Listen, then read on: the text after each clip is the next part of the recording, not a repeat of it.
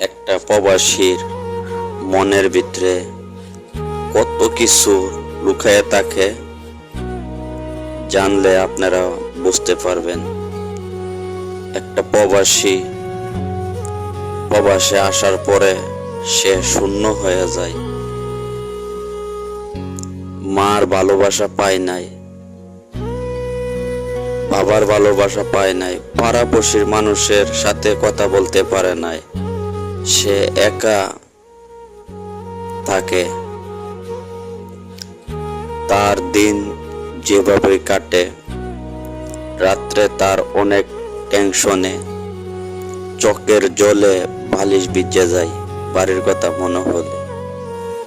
একটা প্রবাসী অনেক কষ্ট বুকে চাপা দিয়ে সে থাকে।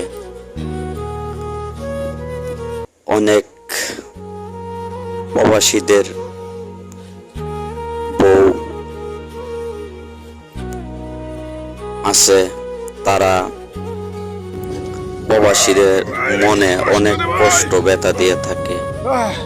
আল্লাহর রাস্তে আমার মা বোনকে বলতাছি, আপনারা প্রবাসীদের মনে কোনোদিন কষ্ট দিবেন না।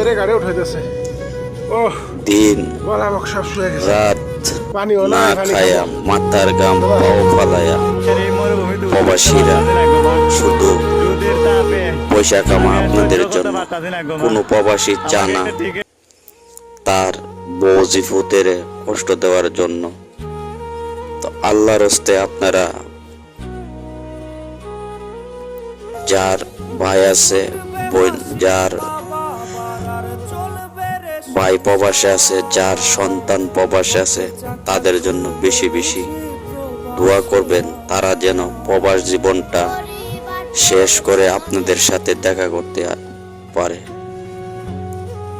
প্রবাসীরা 3 মাসের জন্য বাড়িতে বেড়াইতে যা, আপনারা প্রবাসীটারে অনেক কষ্ট দিয়ে ফেলান।